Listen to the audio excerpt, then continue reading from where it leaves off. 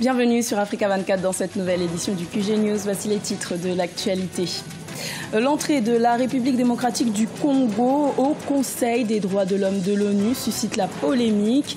La décision est contestée par plusieurs ONG qui accusent le gouvernement congolais de nombreux abus. Bonne perspective de croissance pour le Maroc en 2017. Le royaume chérifien a vu la note de sa dette s'améliorer, notamment grâce au rebond de la production agricole.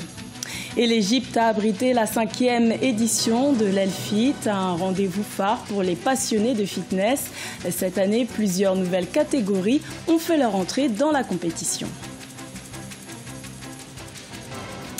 Mais tout d'abord au Togo, des manifestations de colère spontanée ont répondu à l'arrestation ce lundi 16 octobre au soir d'un imam proche du Parti national panafricain à Sokodé, au nord du pays. 2 militaires et un jeune civil ont perdu la vie dans ces violents affrontements qui ont opposé la population aux forces de l'ordre. Notons que la coalition de l'opposition a prévu une grande marche vers le Parlement ce mercredi 18 octobre malgré l'interdiction du gouvernement. La République démocratique du Congo siégera dès janvier 2018 au Conseil des droits de l'homme de l'ONU.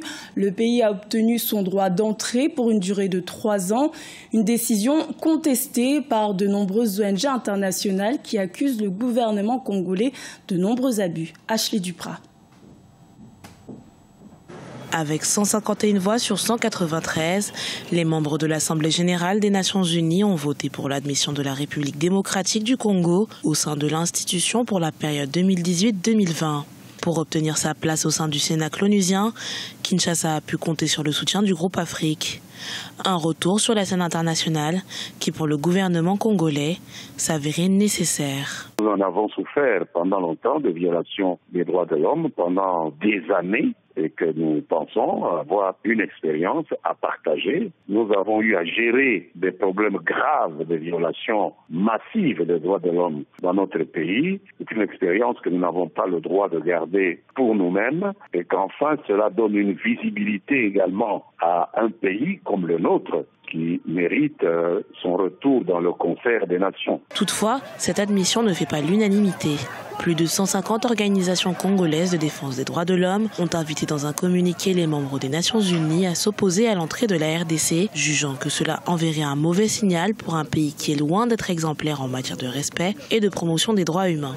Dans le même communiqué, les ONG soulignent également le risque que la République démocratique du Congo puisse être jugée partie au sein du Conseil en faisant référence au déroulement de l'enquête onusienne sur les crimes commis au Kasaï. Un sentiment partagé par l'opposition. Comment voulez-vous un pays tel que le Congo, à chaque fois, est accusé à juste titre par rapport aux problèmes des droits de l'homme et qu'il soit l'un des pays à vouloir examiner d'autres pays par rapport aux droits de l'homme. Nous croyons qu'il n'est pas encore temps pour que notre pays puisse accéder à ces genres de responsabilités parce que sur le terrain, c'est autre chose qu'on voit. 3 autres pays africains ont également fait leur entrée ce 16 octobre 2017 au sein de l'institution onusienne. Il s'agit notamment du Sénégal, largement élu avec 188 voix, talonné par l'Angola et le Nigeria. La Somalie reste sous le choc du double attentat du 14 octobre, la plus grande attaque meurtrière que le pays ait connue. Le dernier bilan officiel fait état de plus de 270 victimes et de près de 300 blessés. 3 jours de deuil national ont été décrétés et plusieurs initiatives de solidarité internationale ont été mises en place. Sharon Kamara. Les avis sont unanimes. L'attentat perpétré ce samedi 14 octobre 2017 à Mogadiscio est le plus meurtrier de l'histoire de la Somalie. Le bilan, qui fait déjà état de plus de 300 morts, s'alourdit au fur et à mesure que les fouilles se poursuivent sur les lieux de l'attentat. Nous sommes ici depuis 3 jours et nous continuons les fouilles. Hier, nous avons trouvé 5 personnes encore vivantes dans les décombres. Nous avons également réussi à récupérer plusieurs corps. Il pourrait y en avoir d'autres pris au piège sous certains bâtiments endommagés. Tandis que les autorités locales se mobilisent pour secourir les sinistrés, l'aide internationale arrive de toutes parts. La Turquie a affrété un avion médicalisé pour transporter les blessés jusqu'à Istanbul. Le Djibouti a envoyé 30 médecins pour soutenir les médecins locaux. Et les États-Unis ont déclaré vouloir renforcer leur soutien militaire aux troupes somaliennes. Aujourd'hui, nous avons tout perdu. Des personnes qui nous sont chères. Participons à la lutte contre le terrorisme qui menace notre paix et notre stabilité. Oublions nos différences et travaillons pour le mieux-être de notre société. L'attaque meurtrière du kilomètre 5 n'a toujours pas été revendiquée, même si la majorité de la population somalienne accuse les forces Chebab d'être à l'origine du drame. Depuis ce triste 14 octobre 2017, le gouvernement a décrété 3 jours de deuil national et des citoyens sont descendus dans les rues de Mogadiscio pour dénoncer cette attaque et réclamer le retour de la paix. L'économie marocaine aurait presque doublé en 12 ans selon la Banque africaine de développement et la croissance devrait s'accélérer en 2017 d'après l'agence de notation Standard & Poor's. Cette embellie serait due à un important rebond de la production agricole. Ashley Duprat.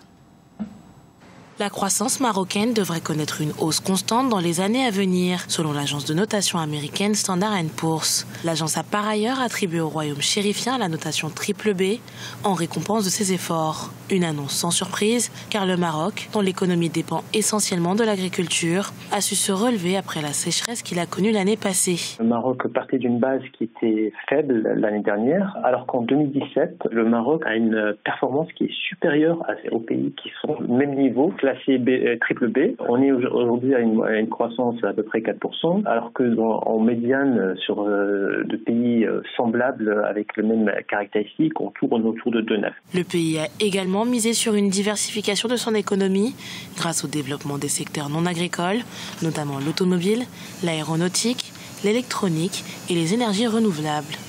Ces 2 dernières années, l'État marocain a même réussi à attirer de grands acteurs du secteur automobile français, tels que Peugeot et Renault. Cependant, pour voir sa notation être réévaluée, le royaume chérifien doit améliorer sa politique sociale. Si le Maroc continuait dans ses réformes et notamment arriver à apporter des réponses par rapport aux risques sociaux du pays, notamment par rapport aux problématiques de chômage des jeunes, les écarts de revenus qui sont un peu contestés et les disparités géographiques, la note peut être éventuellement revue à la hausse. Selon les prévisions, la création d'emplois restera faible en 2018, mais le déficit budgétaire continuera à baisser dans la mesure où les autorités cherchent à le ramener à moins de 3% du PIB et donc à ramener la dette publique à 60% en 2021. L'Égypte a abrité pendant 3 jours la 5e édition de l'Elfit, le rendez-vous mondial du fitness, un événement qui a réuni des centaines d'athlètes venus du monde entier. Et cette année, de nouvelles catégories ont fait leur entrée. Idlet Mirbel-Bissou. La 5e édition d'Elfit, qui s'est tenue mi-octobre au Caire en Égypte, a réuni des athlètes de tous les niveaux, de l'élite aux intermédiaires en passant par des divisions individuelles et par équipe. Pour la première fois depuis sa création, la compétition a fait participer des catégories spéciales pour les adolescents, les athlètes de plus de 35 ans et les personnes ayant un handicap. Honnêtement, le niveau de fitness en Égypte n'est pas très éloigné de celui des athlètes internationaux. L'un des concurrents que j'entraîne est 2e au classement des hommes et le 4e vient d'Égypte. Les femmes sont un peu en retard et chaque année, nous nous rapprochons du sommet. Inspirés en 2013 par le mouvement international de fitness CrossFit, les initiateurs d'Elfit ont voulu reproduire la même expérience en Égypte. Le résultat désormais satisfaisant attire de plus en plus d'athlètes à chaque édition. Elfit représente un tournoi majeur, similaire aux Open de CrossFit ou régional. Certaines des personnes en compétition cette année proviennent des jeux régionaux. Une façon de dire que ce n'est donc pas une compétition facile. Le coût total de l'événement final était de plus de 25 000 $ pour toutes les catégories. Des centaines d'athlètes venus du monde entier se sont donc affrontés durant 3 jours lors du plus grand concours de fitness annuel d'Égypte, Elfit, un événement mondial organisé au cœur du Caire. Ce journal a été réalisé par l'ensemble de la rédaction. Merci de votre fidélité. Retrouvez dans un instant une nouvelle édition de l'information sur Africa 24.